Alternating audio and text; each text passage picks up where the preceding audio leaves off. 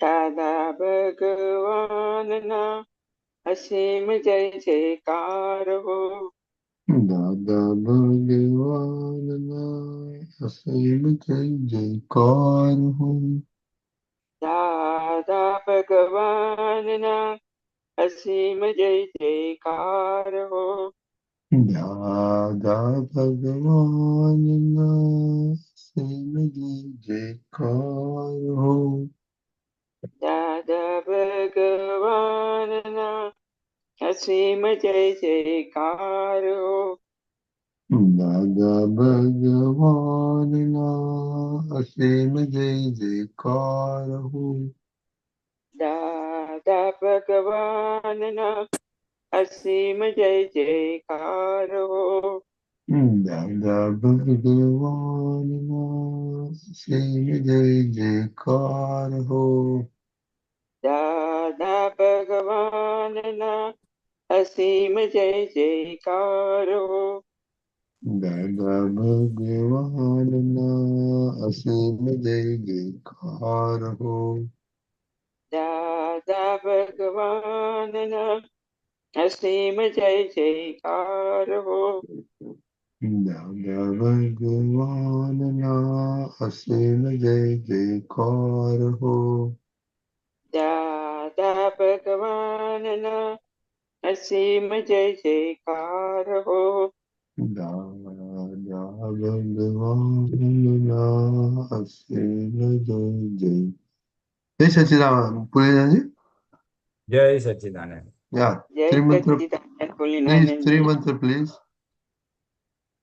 નમો વિતરાગાય, નમો વિતરાગાય, નમો અરિહંતાણમ, નમો અરિહંતાણમ, નમો સિદ્ધાણમ, નમો સિદ્ધાણમ, નમો આયરિયાણમ, નમો આયરિયાણમ, નમો વજ્રયાણમ, નમો વજ્રાયાણમ, નમો લોય સવ સાહુણમ.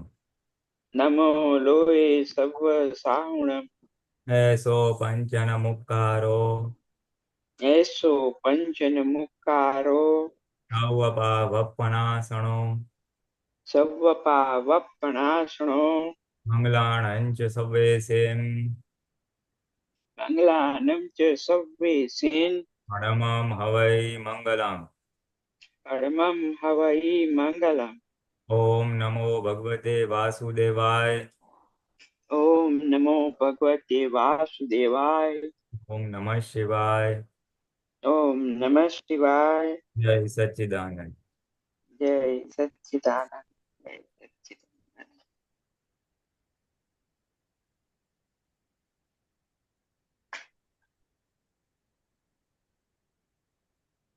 Jai Sachidanand Mahatma. Okay, we were supposed to look at our Mann, Vachan, Kaya and look at our everyday reaction. And if you have an experience to share,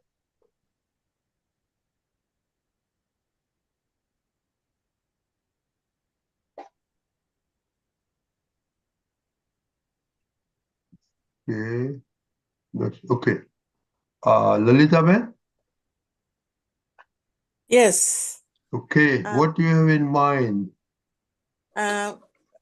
Pulinanandji had brought up that the Purusharths that he had sent on, that he had developed, was with a set of Mahatmas that they developed over time, and it was done in 2010. And some of that might not be relevant for today with the technology and things like that. So I let him take over, and I think I want to apologize to the Mahatmas for jumping the gun. But I think we should let Pulinanandji discuss those Purusharths rather than other Aptaputras, because they're not familiar with it, and they have to do it on the fly. So that's why I would like Pulinanandji to take over from here. That is nice of you. Only I was wondering whether it would be more appropriate to do it on that Sunday slot, because then you will have the same sort of Mahatmas in the gathering. While you were there, the Mm-hmm. so it'll be more appropriate, I feel, that if you do it in that same slot where the agnas were being discussed, So then, Pulinanandji, the same people come on Sunday. no, There's not too many new people come on Sunday. We have the same audience. you also have one or two people who are not here. Don't know her name, but who sings Pad also, that Vaishali, I think. And, Vaishali is not here, right? and She's only a new one here. Correct. really one of the young interested persons. Of course, all of her are interested. So Okay. I Okay, think that's let's continue with what we are doing here, today. I think last time we mentioned, Deepakanand mentioned about any experiences on relationships, and while interacting with people, anything that pops up and what part of Gnan the Mahatmas have used, if at all, any purushas they have done, or anything else that comes to anybody's mind. It's right now, you see, what happens is, Akram Vignan, I typically mention this in satsangs also. When a person attends college to graduate, in India we call it BSc, BCom engineering. So it's a 3-year course or a 4-year course. After that, the syllabus is over and the person graduates. Similarly, in Akram Vignan, after a few set of years of satsang, generally most things are covered up, the basic ones, vis-a-vis observing file number 1, vis-a-vis how to practice the 5 agnas, where pratikraman, where asking for strength. In a way, syllabus is over, and you have to then focus on your individual purushat. Each of us has to focus on individual purushat, focusing on file number 1 and advancing. Because from the information angle, many things to know, understand. It's a huge, it's an ocean, and that can always go on. They can always go on. So that's where at times reading comes in, which Dr. Kashyap has been doing very well. He has been reading extensively and bringing out points. And if you ask me, yes. Can I share one thing which came yesterday related to Pulinanandji only? I had a doubt there with the Upvas poster which came yesterday, Hindi, English, and Gujarati. So Pulinanandji can explain that, further. Okay, keep it up. Positive. Yeah, just a minute.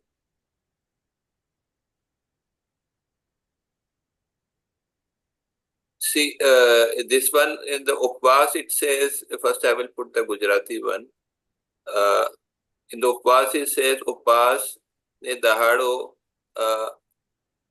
વાણીની બહુ છૂટ ના હોય તો વાણીનો કચરો બળી જાય અને મન તો આખો દાડો સુંદર પ્રતિક્રમણ કર્યા કરતું હોય એટલે બીજો બધો કચરો પણ બળ્યા જ કરે. Now the second last line, it says that મન તો આખો દાડો સુંદર પ્રતિક્રમણ કર્યા કરતું હોય.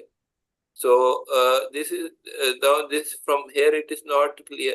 When I saw the original reference of this, it says that the mind is automatically kind of doing this pratikraman, So it is like say the translation, English translation also is the same. But please put the English version so other people can understand. Just 1 minute. Give me 1 minute. I will put that. Okay. The Hindi one also, but it says the Hindi one says it is we are kind of doing, So a kind of doership is coming in the language of the Hindi one, while it is not so in the Gujarati and English one. I will put 1 minute. Please give me 1 minute. Gujarati one. I have to find that.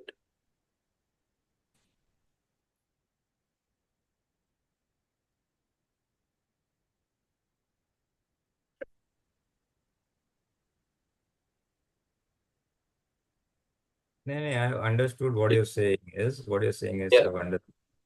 Yeah, just I will put English one and then you can just give me 1 minute. Just a minute. So this is the English one.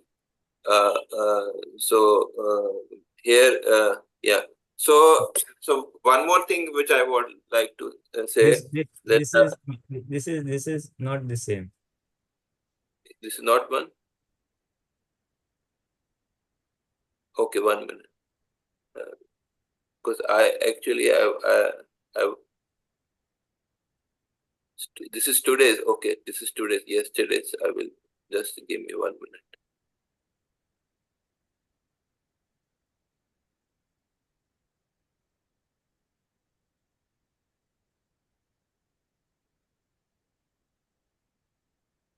Yeah, this is the one.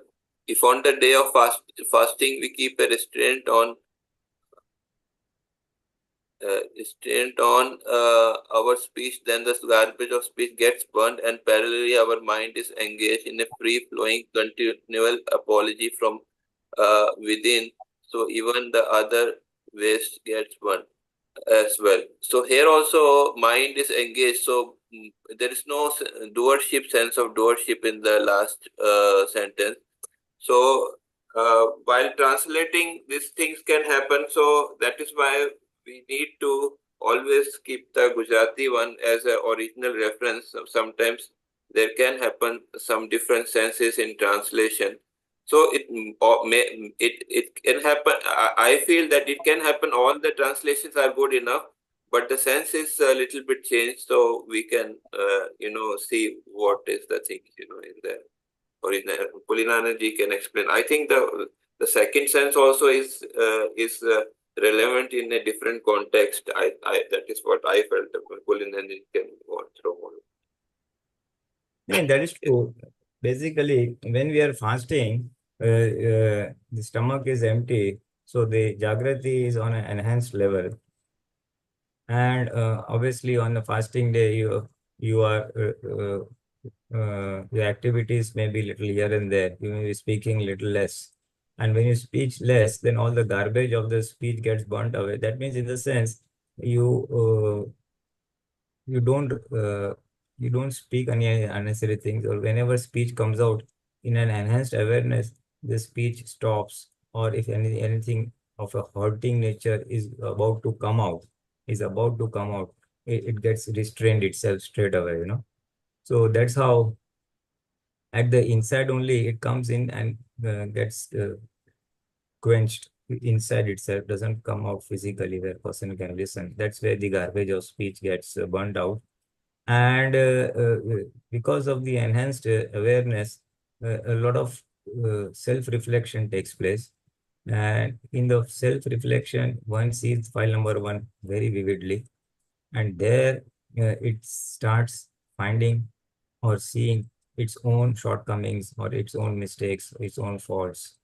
And when that enhanced Jagrati starts showing file number 1's faults, then automatically it starts doing pratikraman. It automatically starts doing pratikraman and cleansing from within.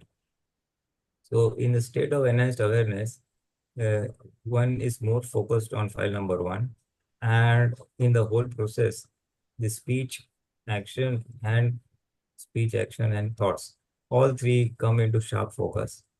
In this particular place, the other says the speech is also cleared, and the mind being engaged in pratikraman, it is not giving thoughts of vyavhar or sansar, So I will do this, he should do that, he should not do that. All those thoughts are generally reduced because you are focusing on cleansing process of cleansing at the thought level or at the mind level.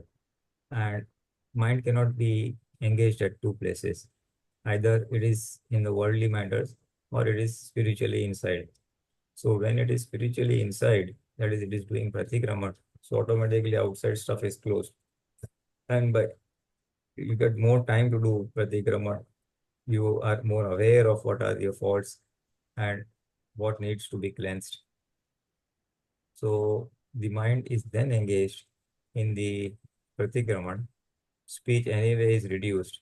So the cleansing at the mind and speech level takes place. And once these two take place, action level automatically gets, it becomes non-hurting. The So action. you said the mind is automatically self-reflecting. So yeah, while in the Hindi it is No, a I got little your bit. point. I got your point. I got your point.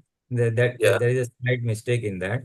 That needs to be corrected. That needs to be corrected. No, but my question is that for the like for the beginners, when Jagriti is not so much, will it be needing little bit prodding, that yes, I have to do pratikraman also, self encouragement or prodding, yes, I have to do, I'm doing upvas, I also have to do pratikraman, like like Dadaji says that initially we have to turn the wheel, afterwards it does automatically. In that sense, I was thinking.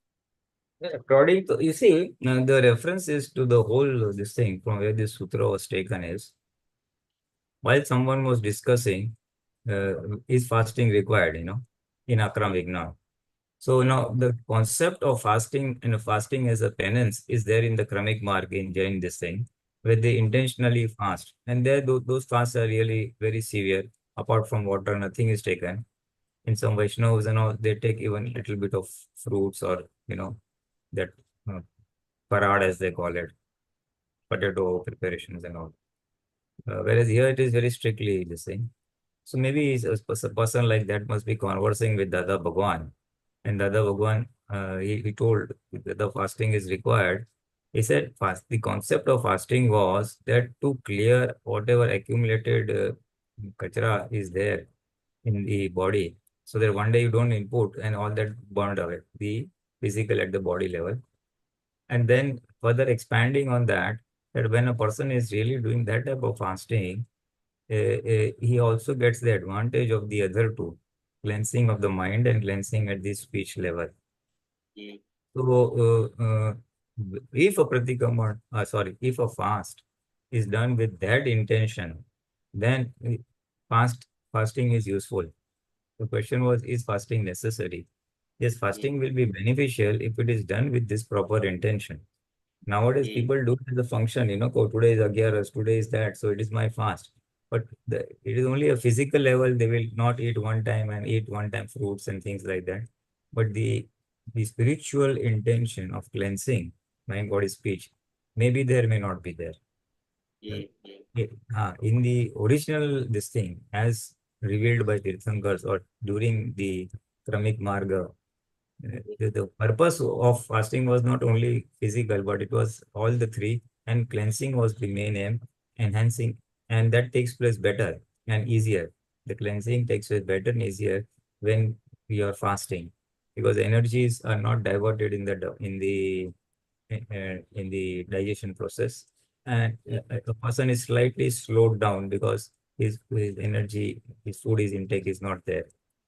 So with that in mind, he said that really speaking, if fast is done, then the mind and the speech both get purified. And that was the essence over here, you see. That was the essence over here. Yeah, I got that. But what my question was that is for the beginners, because they are still on. No, 1 minute. Sorry. So coming back to that, you see, in Akram Vignan, what Dada Bhagwan said, that fasting per se is not necessary. But by way of discharge, if you have brought that you want to fast, because you're brought up in that culture, that family background, that gnati, that caste, and all that, then if file number 1 is doing, let it do, but then do it with this point of view for a beginner, Mahatma. And ideally speaking, Dada Bhagwan said that fast, if it is coming by way of your discharge, do it. But if it's not coming, one thing which could definitely be done by Mahatmas all, whether beginner or a little advanced, is do Unodari. Do Unodari. Unodari means eating less than the appetite.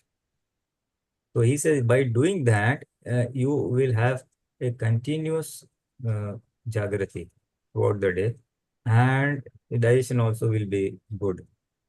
In the eyes of the lords, Unodari was ideal, and this fasting was also suggested, where in case a lot of indigestion or indigested food is accumulated, then one day you stop and allow it to pass away, clear away the kachra. So in Akram Vignan, Dada really put focus on Unodari. And incidentally, if you have brought fasting by way of discharge, then that also could be done. But being a Mahatma, you do that fasting with this purpose in mind. So the prodding portion will come here that, okay, you are doing fasting, then utilize your time and utilize your awareness, Jagrati, such that true cleansing of all the three, mind, body, speech, takes place. Body anyway will get cleansed by way of fasting, but the mind and speech could also be done if Yeah. it is properly done. So initially, maybe yes, you could prod a Mahatma that he traditionally is used to doing fast the way that he has been trained in the Kramik Marg. He could now make use of this light of information of Dada Bhagwan and yes, may utilize your day of fasting for doing pratikraman and observation of speech and action. Yeah, right. I got Initially, it. it's prodding, and then once initially to understand the concept only. Yes, the Yeah. purpose of fasting is this. So once the concept, then it goes in auto mode. Then that whenever he does fasting, he has this intention in mind. Got it. And actually, usually in Indians, most of Indians, atmosphere is such that fasting atmosphere is there. That we are, yes, today is this we do have so many festivals, and in all festivals, some kind of fasting, partial or full fasting is there. In most of parts of India. So in Indians they do it, So it is in discharge. It is already in discharge. We accounted it. We don't do it ourselves, but someone in our neighborhood or relatives, they will be doing it, and so it is already in our discharge, So that is there. Yes, what happened was historically, all spiritual masters of all religions across found that in typically all these fasting festivals will come in the monsoon season, which may be say approximately from say June, July, August, September. And during that season, everybody realized that because of such weather conditions, damp weather conditions, the digestive power diminishes drastically. You don't feel hungry so easily, and food takes long to digest. So they introduced all these fasting concepts in that season. If you see the Jains and all, they do a lot of fasting in the season. So the, that is why spiritual masters, for the purpose of good health and awareness, because body is the primary means of progressing on the spiritual path, that is a doership part is there, kartapad is there. So in that the body has to be in a good health so that it can do the purusharth, because there is ego, there is kartapana, there is doership. So there, to keep the body in good shape, they felt that here during this season, when the weather is damp and the digestive power is reduced, they encourage people to do fasting of various types based on the capacity of the individual. He may take meal one day, one part of the day, and skip meal the other part of the day. Either he takes lunch and skips dinner, or skips lunch and takes dinner. So that is a working person who cannot fast totally. He takes only one time a meal. So the digestive power is running okay, and whatever meal he takes gets digested. For a person who can do more, he skips both the meals. So this fasting, as you said, is there generally all across religions in India. All spiritual masters across all religions found that this is beneficial, and that's how this was introduced, especially in this season. And then, of course, then it carries on throughout the year. So that's how traditionally we generally get it either from our family, family or parents, or from our neighbors. Yes, today is my fast. And all. Then it becomes an activity, a social activity, and then it's collective activity also. In a way, it's good. In a way, it motivates people. I'm doing, you also do what other is doing, so let me also do. So that's the perspective. That's how we have got it from birth. And if we have got it, yes, even today, there are people who don't believe and don't do it. So it's individual, but benefits are there. Benefits are there. Yes. Thank you. Yes. So, Pulinanandji, the question I have is, so if you do Unodari is equivalent to fasting? Equivalent in the sense, equivalent in the terms of Jagrati. Ah, When you do Unodari, you will be in a reasonably heightened state of awareness. So you also have a sustained awareness throughout the day. At the same time, the body is not strained or drained due to lack of food or water. It is getting its stuff. So the body is also functioning and you have an enhanced Jagrati. They say that when we eat, a lot of energies are diverted towards digesting the food, And now if food is not there, the energies, the vital energies of the body are not diverted over there. So some energy remains with you and then awareness also there. Food generally, Dada says, it causes intoxication. In the sense, you typically, if you have a really full meal, you feel drowsy. So the drowsiness portion is not there in Unodari. And because of the drowsiness portion is there, so you are aware. Now there is awareness at two levels. For a non-Mahatma, his awareness is in the worldly awareness, is active, energetic, he can see and all that. For a Mahatma who has got the awareness of the self, that I am the whole. So when this drowsiness is not there, this awareness, which is anyway there inside, is on the forefront, and you remain more aware that the Mahatma is separate from the body, that he is the pure soul. The awareness of that I am Shuddhatma and separate from the body, that remains in automatically. You don't have to take efforts to put it. That remains automatically. So Unodari is a shade better than this. And I tell you, Unodari, to practice Unodari on a constant basis is not so easy. It's not so easy. It will take a lot of determination and efforts to sustain it throughout. Unodari, 1 or 2 days here and there, yes. But then at times, there's a tendency to fill up your stomach when you like a particular food or a dish. So the mind will have a tendency to eat more. But gradually by practice and decision, one could go about putting it on a permanent basis. Dada Bhagwan gave his own personal example that this is our constant tap. This is our constant tap where we do Unodari without fail whenever we take anything. You take anything, if you feel hungry in between, then you eat little bit and then stop. Whenever he ate less than the appetite. And that was our constant tap. And once, in fact, he also demonstrated his Unodari. Maybe we have heard it through one of the Aptaputras, that one of the days Dada was having his lunch and hot rotis, chapatis were coming. So typically Dada would eat about 2 and then other rice and other stuff. That day, Dada, please take one. Okay. And someone said, one from me. Okay. Other this. Okay.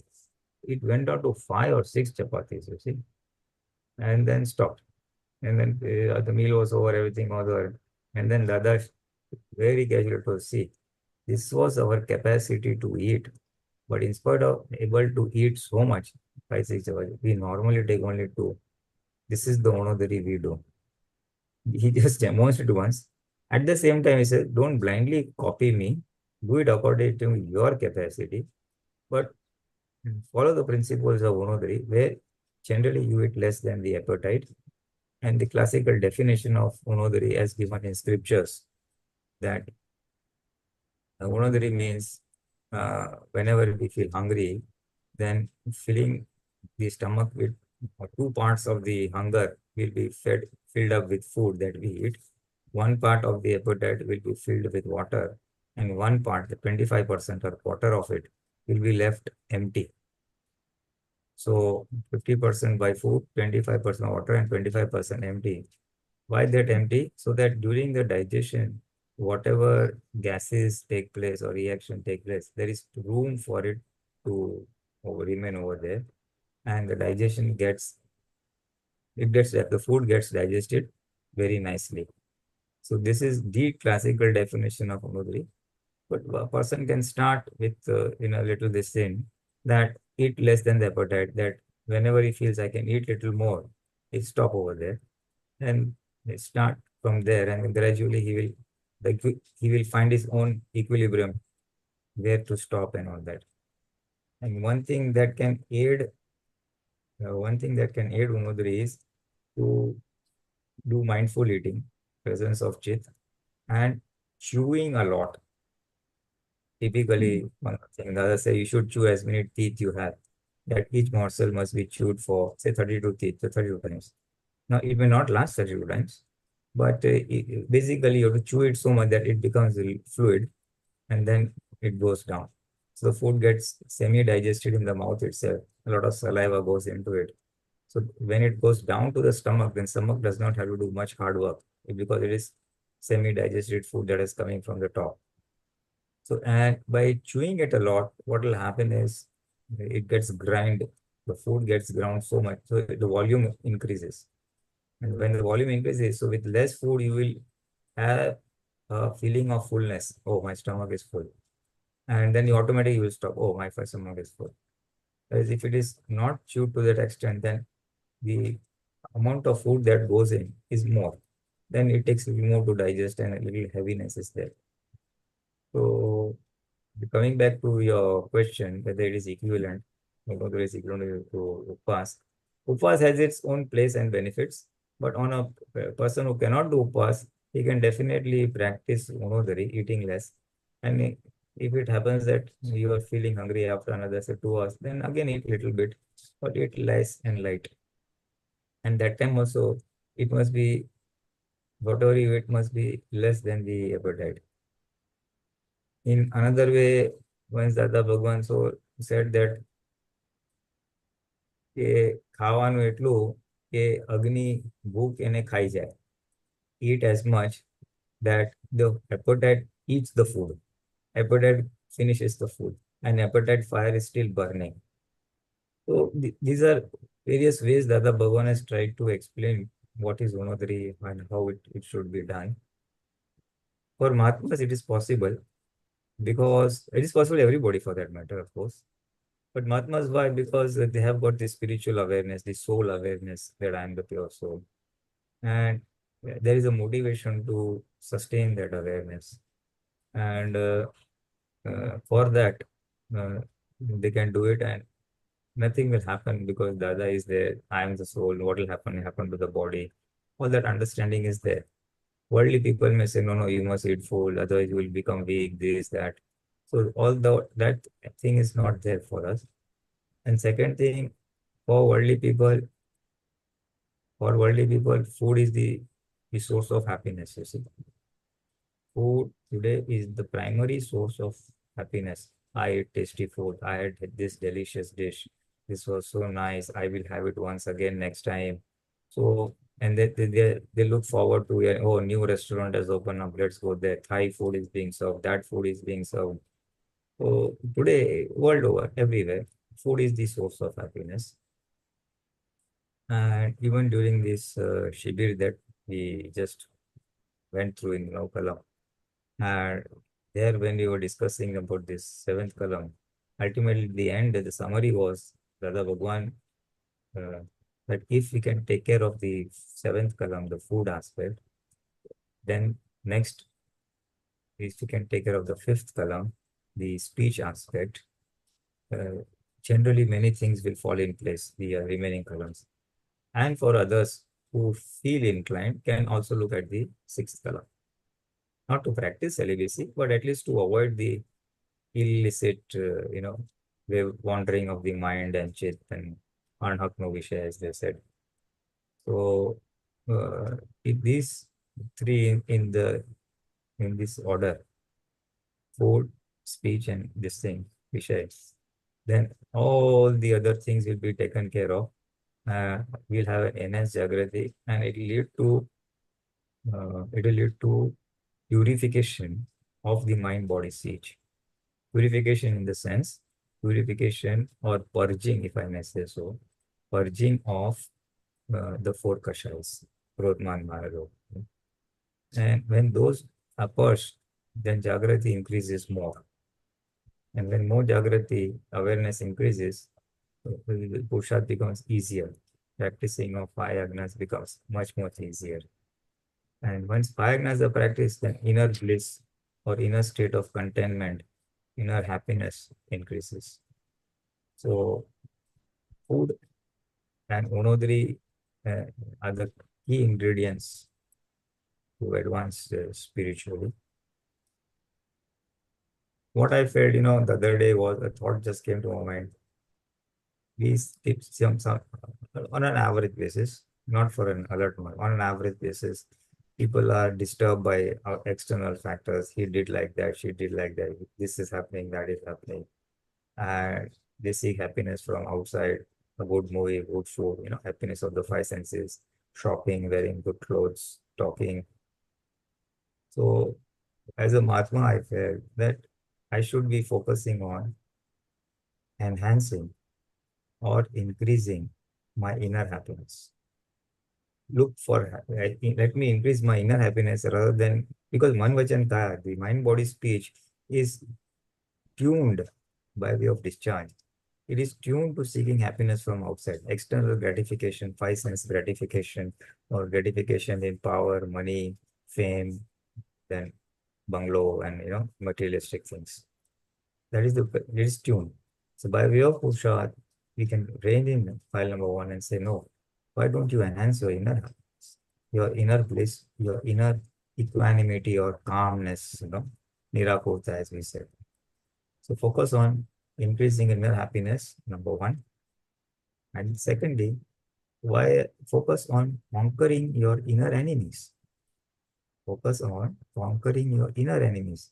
We are constantly, not we, it's the intellect and mind, basically the intellect mind is always, focus on that he did like that, she like that happened, this happened. So we feel adverse circumstances and situations or enemies outside. And we try to focus our energies on squaring up that with the help of, again, intellect, which is Viparit Buddhi. Whereas our Gnan says, why don't you focus on conquering your inner enemies? Conquer your inner enemies, enhance your inner bliss, then the external factors will not affect you. They will be there. Adverse circumstances will be there. At the physical level, you may meet with an accident, you may fall ill. At the mental level, people will insult you, or you will have some anxiety, a lot of, unfavorable circumstances popping up. Then at the speech level, people may speak to you on other thing also will happen. People may not speak to you. They will not talk to you. They will just shun you. So those circumstances will be there. But if I'm focused within, then those will not affect me so much, as much it would affect me if I'm focused outside. Or if I'm tanmayakar with my mind, body, speech, then what will happen is these things will affect me. But if I'm not tanmayakar, which is what our Purusharth is, to remain separate from the body. So one of the ways of motivating oneself to remain separate from the body is to focus within. Focus within to do what? To increase inner happiness, to conquer inner enemies. If that mindset is there, and use the five agnas and now columns, because those are the tools to do all this. The intention is this, that these are the tools to do it.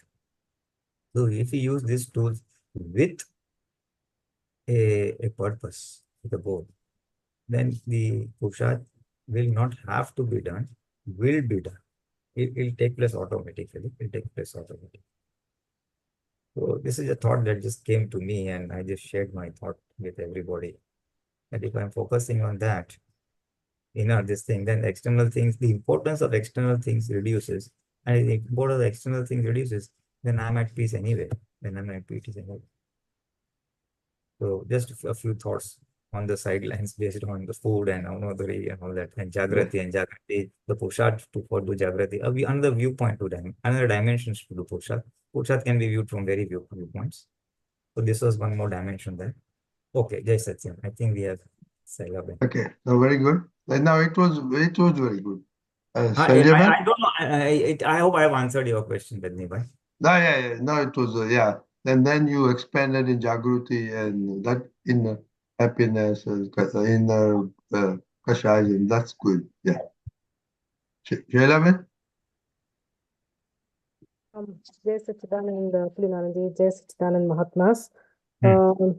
Yeah, this is very nice what you said just now, but very difficult to follow many things. But my question was, yesterday's there was a message yesterday in the WhatsApp group. It's just before what Dr. Kashyap just said. Usse pehle it was there. Nature, I'll just read it out. Nature keeps doing, and you keep knowing that indeed is the path to liberation. Hindi में I'll just say it, कुदरत करती रहे और आप जानते रहो वही मोक्ष मार्ग है. Kudrat, what is that first sentence, please? It says कुदरत करती रहे और आप जानते रहो वही मोक्ष मार्ग है. वही मोक्ष मार्ग. Yeah, I'm trying to understand the jante raho, that is that knowing part.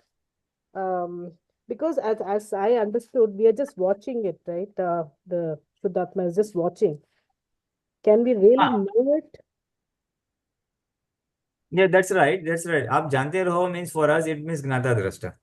Now that's same thing only. That's what it says. For us it is Gnata Drashta. Yes. For outsiders it can be just observe it.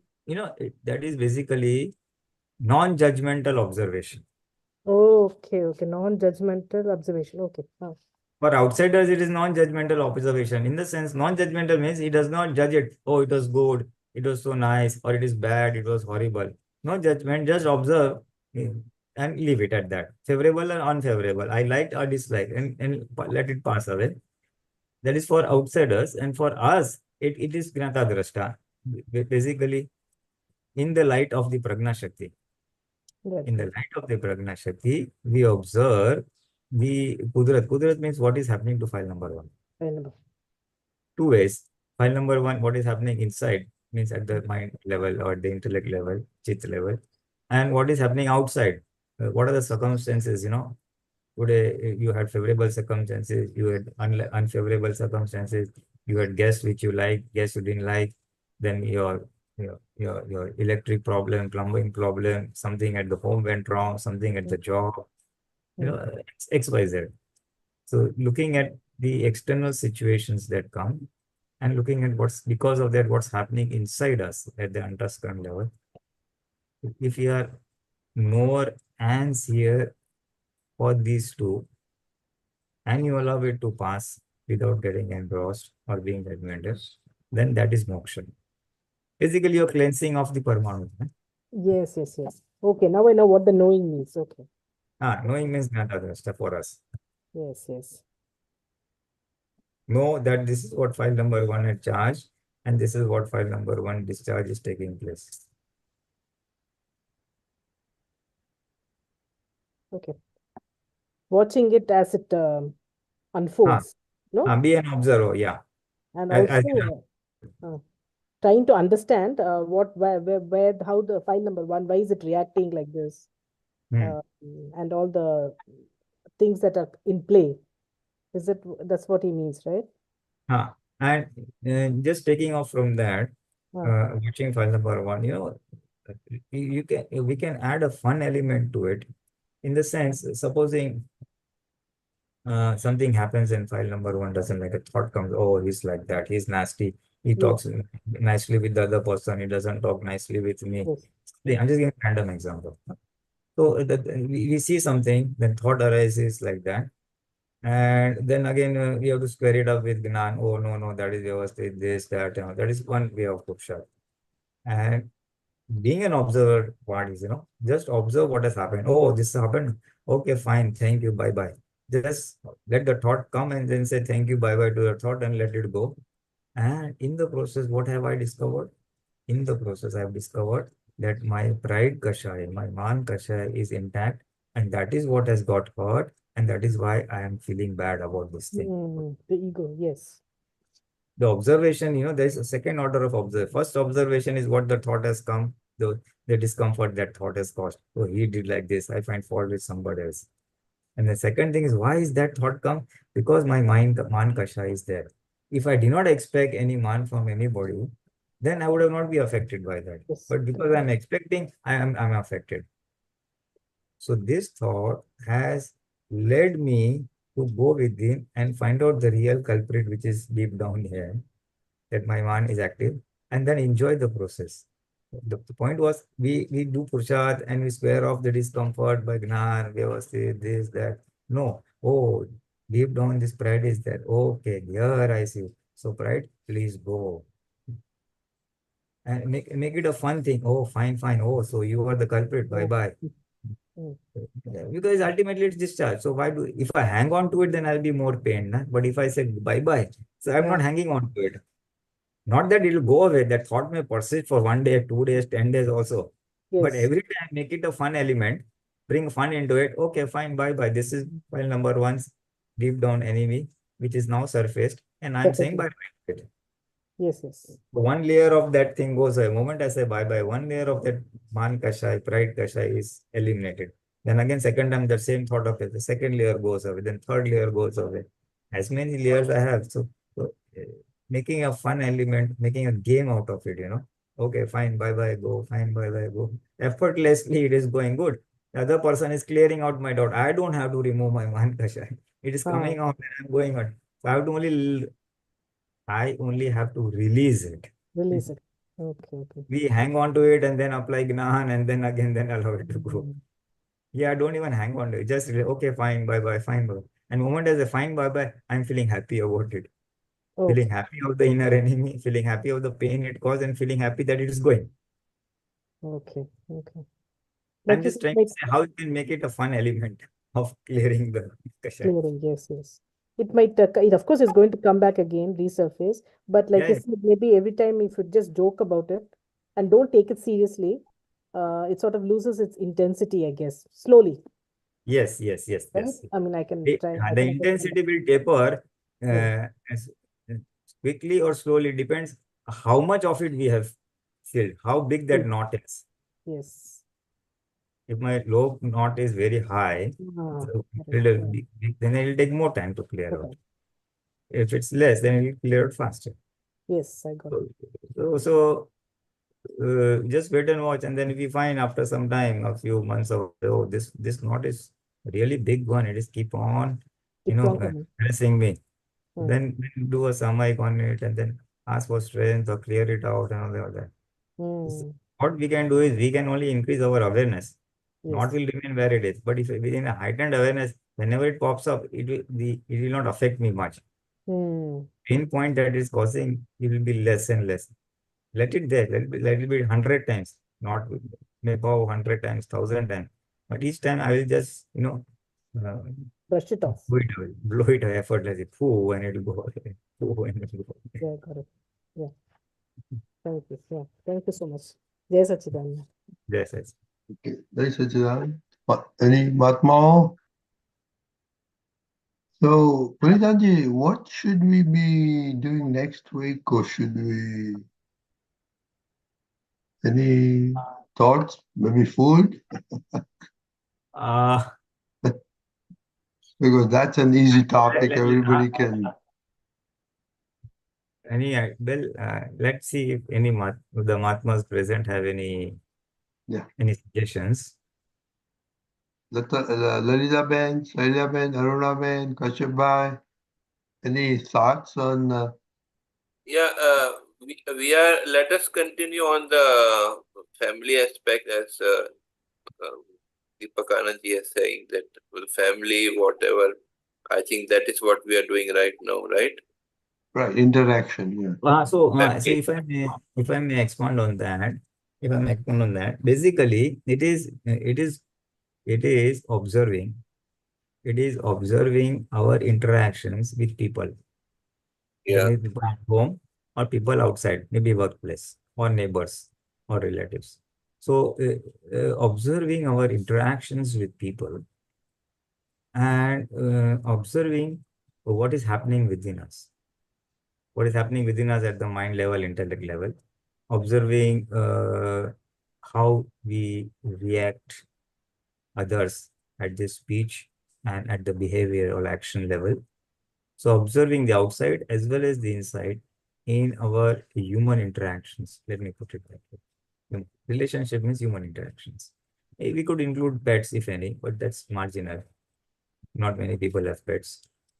So let us look at the interactions that way. And one more expansion to that is that maybe our interaction no, that is, I'm driving my car and then I meet with bumps on the road, then I accuse the municipality or government, or I come across societal incorrectness according to me. Things are not the way it should be by government, by corporation, or by nature, or whatever. So how we are affected in our interactions with human beings and in such external situations. Observing file number 1, and then maybe sharing experiences of it, where we felt good, where we felt bad, where we could do some purusharth or we could not do some purusharth. I think that would be a direction for the next, say, 1 or 2 weeks, or maybe more. Okay, everybody sounds good? 1 minute. Can you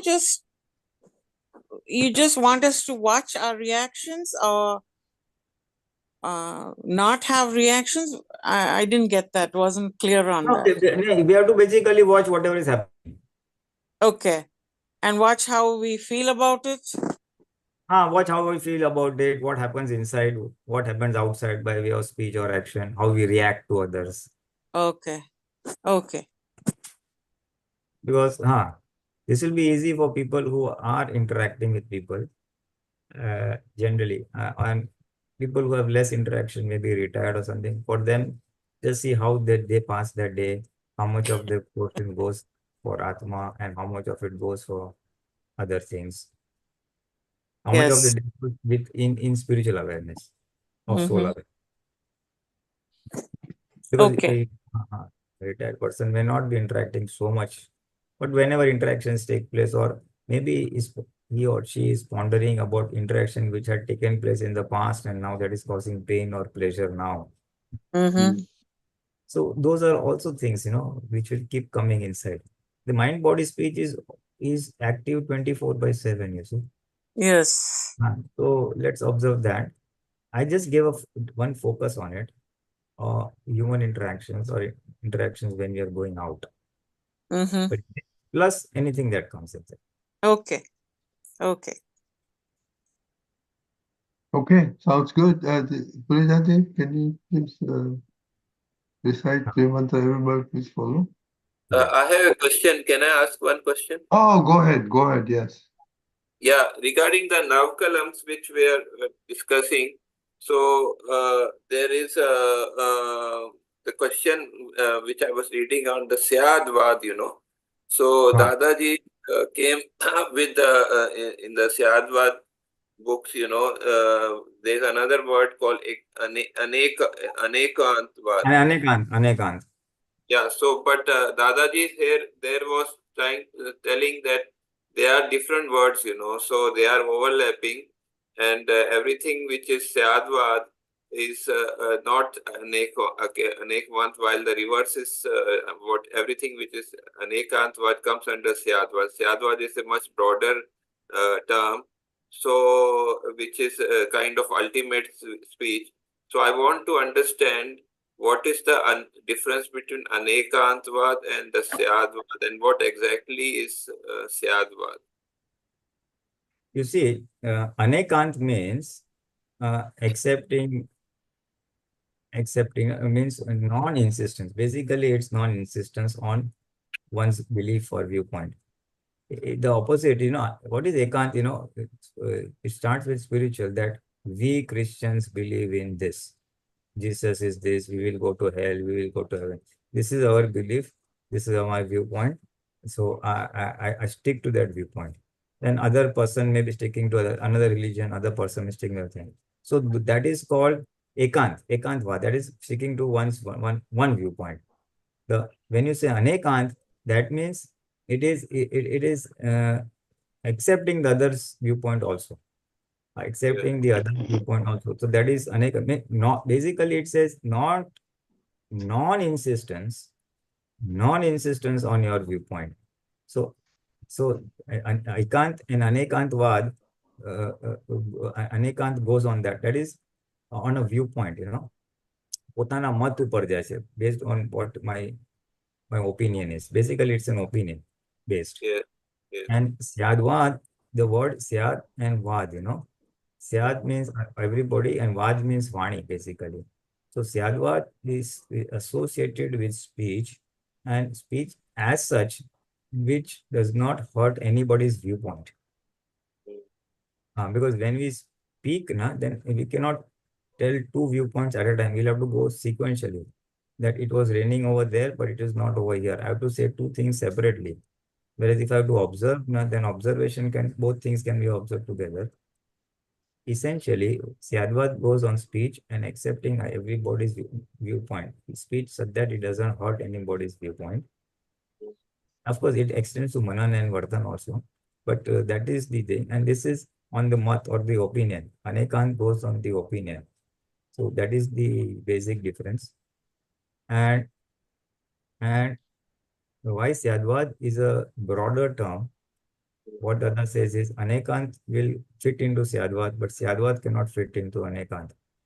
Because this is, Syadwad, truly speaking, real Syadwad starts only after self-realization.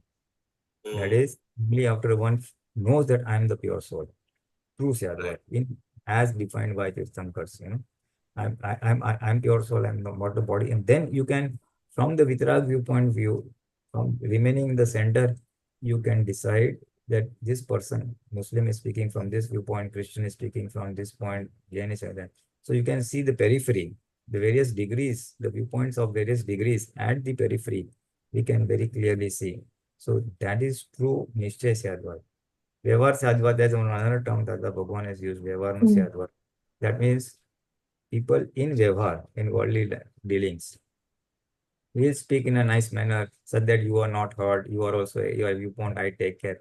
But that is worldly. It's not a broadened this thing, from the spiritual, that I'm the pure soul. So that is there. Anekantvad might happen without self-realization also. It will happen without self-realization. It will happen also. That happens. That is there today. Today, every sect has this thing. My religion is right. I'm to this thing and things like that. So that is ekant, and some people are more broadened. Yes, they accept what every religion says, but that is without self-realization and only at the mat level or the opinion level. Truly speaking, why this man is behaving, why he's doing that, that only comes after self-realization. Right. This was very good. Thank you. Okay. Okay. The Puranji, Srimantu, please. Namo Vitragay. Namo Vitragay.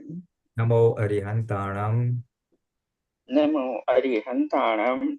Namo Siddhanam. Namo Siddhanam. Namo Ayariyanam. Namo Ayariyanam. Namo Vajjayanam. Namo Vachan. Namo Loe Savasavanam. Namo Loe Satsang. Eso Panchana Mukkaro. Eso Vachan Mukaro. Sauvabhava Panasano. સર્વભાવપણાનો મંગલાણં ચ સવ્યેસિં મંગલાનાં ચ સવ્યેતિન પરમં હવૈ મંગલમ. પરમં હવૈ મંગલમ. ઓમ નમો ભગવતે વાસુદેવાય. ઓમ નમો ભગવતે વાસુદેવાય. ઓમ નમઃ શિવાય. ઓમ નમઃ શિવાય. જય સચ્ચિદાનંદ.